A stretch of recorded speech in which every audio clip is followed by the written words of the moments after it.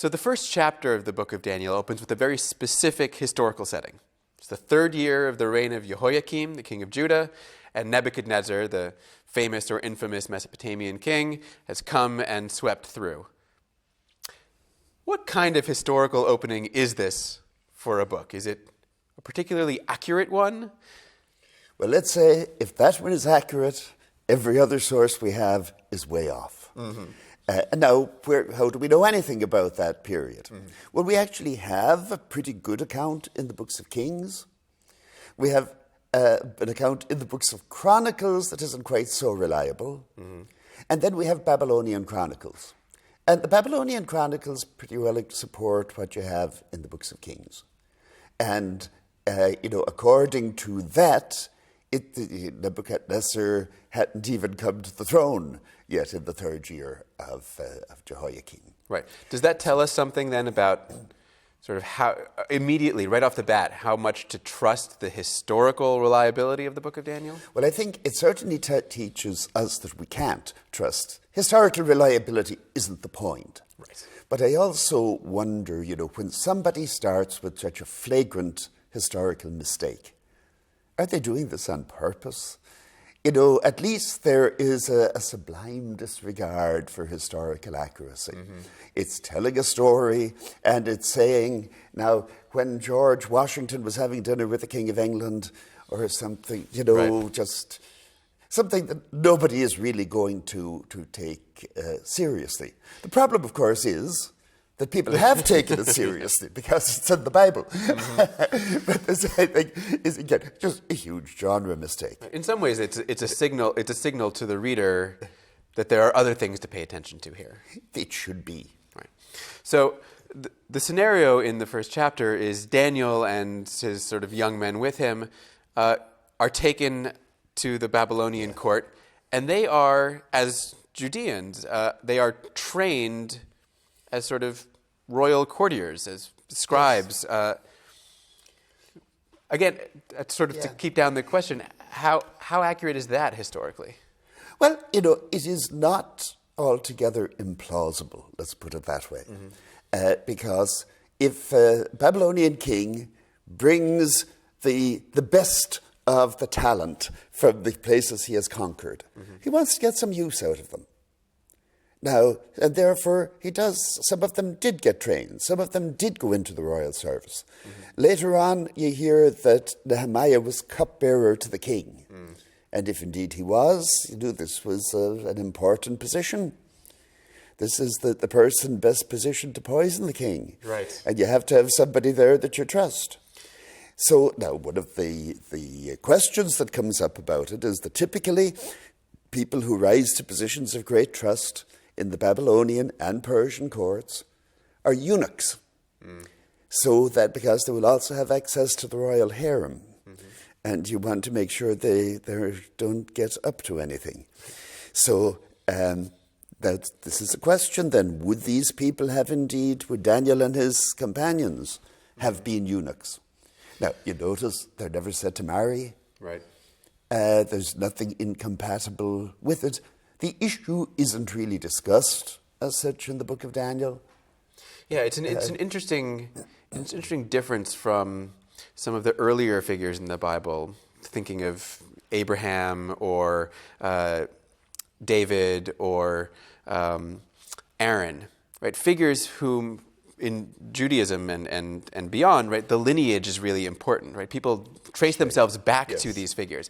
That doesn't happen with Daniel. It doesn't happen with other characters of this time period either. No one's tracing themselves back to Ezra, for example. That is, they are sort of filling a functional role rather than being sort of part of the genealogy of the people. That is an interesting point. And now, of course, if Daniel was a eunuch, that would go some way to explaining it, at least in his particular case. It certainly would.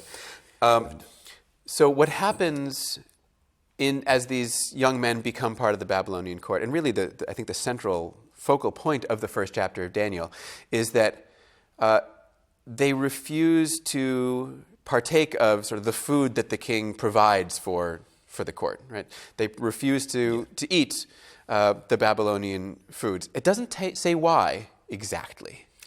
Doesn't say why. Now, I would say that most people reading this, when you see a Jew refusing food, the usual assumption is that it isn't kosher.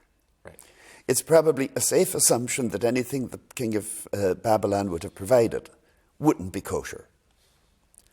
But of course, nowhere else in the book of Daniel are you going to get any reference to kosher laws. Mm-hmm. So we don't know, did Daniel have the book of Leviticus? Right. Was this indeed an issue for Daniel?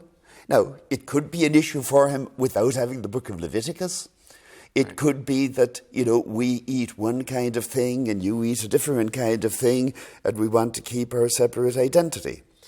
And partly because of that, there's been a swing in recent discussion of this, where several people have argued that it isn't a matter of kashrut, or the purity of the food, that it's a gesture of independence, that it's a way of resisting being co-opted by the king, that we don't eat the royal food, so we don't assimilate in that way. Yeah, there's a sense in which this it seems somewhat representative of the period it describes, that is the exile. That this is a time when many scholars think that the Judeans who were in exile sort of hunkered down into their identities, right? When kosher laws, when the Sabbath, when these identity markers became much more prominent as a way of saying, we're not going to assimilate, right? We're not going to be part of that community. And so, even if they were doing this because it was forbidden in their laws, this would still be a gesture of defiance and a gesture of resistance. Right. There's a significant interchange between sort of the law that says don't and the law that reflects a desire to distance. That's right, because before the exile, you see, if you were in Jerusalem, you knew very well who was a Judean. Mm-hmm. If you're in Babylon, especially if you're working in the royal court, then it's something where you need to have some ethnic markers to distinguish yourself. And the rise of some of these massive empires, the fact of living among them and the fact of their sort of infiltrating Judean society in the homeland suddenly meant, a new availability of things like non-kosher animals and non-sort of normative Israelite behaviors. Nobody in Jerusalem before the exile had a pig around to eat, right? But you suddenly find yourself facing one, and that's when you have to start making the choice, it seems. Yes. Now, because the point in this particular story is that after they go on their vegetarian diet... Lentils only. Yes. Then when they show up, they are healthier and smarter than everybody else around. Mm-hmm. And this is something we'll meet again and again in the first 6 chapters of Daniel. The message is, you may think you're taking a chance by sticking with your own identity, but actually, you'll do much better if you do. Right. And funnily enough, you'll do much better in the service of the king if you do. It's not that you shouldn't participate at all in the pagan world, but that the way to do it and be guaranteed success in it is to stick with your own traditions. Right. It's anti-assimilationist. And that's the first chapter, which is, as we said in the last session, sort of a framing device, introducing us to our characters and sort of to the moral of at least the first few chapters. Yes, one little detail now that wouldn't be obvious maybe in the English translation, but they are said to, Daniel and his companions are said to be wise in all wisdom, and the word used is maskilim. And at the end of the book, the heroes in the time of the Maccabean crisis will also be called maskilim. And I think that's a way of linking the two, making a connection between things that would originally have been quite different. Yeah. Chapter 2 is one of the relatively famous stories from Daniel, and very much akin to the story of Joseph in its way. That is, the king has a dream, demands that it be interpreted. But whereas in the Joseph story, the king says, "This was my dream, tell me what it means," and nobody can until Joseph comes along, Nebuchadnezzar in the story makes a somewhat stronger demand on his wise men. He says, "I had a dream, tell me what my dream was, and then tell me what it means."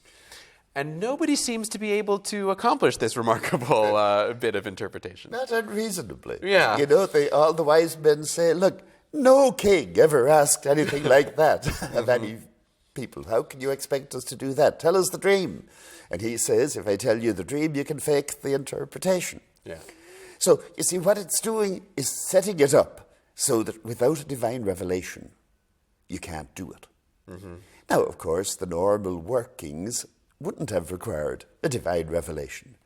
The Babylonian wise men had techniques for interpretation. Mm-hmm. And these would work, but you need to know what you're going to interpret in order to apply them. So it's a very implausible story in a Babylonian context, but it's setting the stage where Daniel will have his dream in the night or his vision in the night, and the God of heaven will let him in on all the secrets. Right. Does it feel like it's an intentional, sort of almost comic exaggeration? Are we borderline playing around here with sort of the trope of dream interpretation from the Joseph story, etc.? Now, there are definitely things in Daniel 1-6 that are comic. Yeah. And that are making fun of Babylonian customs. Mm-hmm. I'd never thought of this one as being going quite that far, but perhaps. Now, the dream itself, of course, is worth talking about, right? This is this famous vision of sort of a statue, a figure that is made of metals of descending quality, right? Yeah. Gold and then silver and bronze, and then by the end it's a mixture of iron and clay. What's the interpretation of this strange statue with its metals? Yeah. Well, elements of it come up in other places. Mm-hmm. One of the best known is in the poems of Hesiod, Greek poet in the 6th century. And he talked about different ages signified by metals of descending quality. Starting with the golden age is the best at the top, and it goes downhill from there to iron. Some people think that there's a hint in Hesiod that it's all supposed to happen again.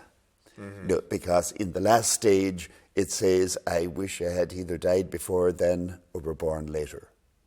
Ah. Now, that's only a hint, who knows. But in any case, that shows, you had that idea of metal signifying ages that was around. Mm-hmm. Now, a more difficult one is a Persian apocalypse, really a Persian vision called the Baman Yasht. Now, with Persian sources, our problem is all the Persian sources are much later, at least in the form in which we have them. Mm-hmm. Now, they may well represent things that go way back. Mm-hmm. Until the Dead Sea Scrolls were found, we didn't have any copies of the Hebrew Bible until down in the early Middle Ages. Right. So, this may be old. But what's interesting in this, it's a vision that Zarathustra has, and it's a tree with branches, which makes a lot less sense, actually, than the statue with metals. Mm-hmm. But the interesting one is that the last one has iron mixed with clay, which is just like Daniel. Right. Now, of course, some people would say maybe the Persians got it from Daniel. Would you say that? By then. I wouldn't. I think that there probably is something, that there was a Persian motif there that was picked up. Yeah. So what we have then is this sort of layout of a prediction of time, right? The descent from the Golden Age, which is theoretically the present, Nebuchadnezzar's presence, down to sort of a collapse of Mesopotamian civilization crushed by a giant stone. Yes. And that stone, we have to imagine, is the coming kingdom of God. Yes, it's a stone cut out of a mountain. But not by hand. But not by hand. Now, I think for most Jewish readers, the mountain would be Mount Zion, probably. Mm-hmm.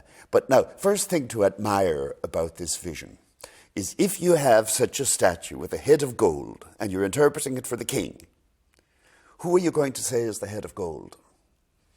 Well, yourself, your majesty, of course. Right. And sure enough, nothing that Daniel says after that is going to bother Nebuchadnezzar at all. Mm-hmm. He's quite pleased so long as he is the head of gold. That's right. Even though the implication of the vision is that in the next couple of generations, your kingdom's going down the tubes. Now, actually, it's not just the next couple of generations. The implication in the book of Daniel is that you have a succession of 4 world kingdoms. And we'll meet this again. And you can fill those in from other allusions in the visions, that the second one is going to be the Medes, the third one the Persians, and then the Greeks. Now, you'll find in the stories of Daniel, first of all, he's serving a Persian king, then Darius the Mede, and then Cyrus of Persia. And in the second half, they'll get around to talking about the There Greeks. come the Greeks. That's right. So this is the implication of it. The Medes, if this had been composed by Judeans, there would be no reason to have the Medes in it. And that shows, I think, this was a view of history that was popular, that was circulating. You actually get it, or at least part of it, in Herodotus, the Greek historian. Right. So. We will move on then in the next section to the next stage of Daniel's career. Okay.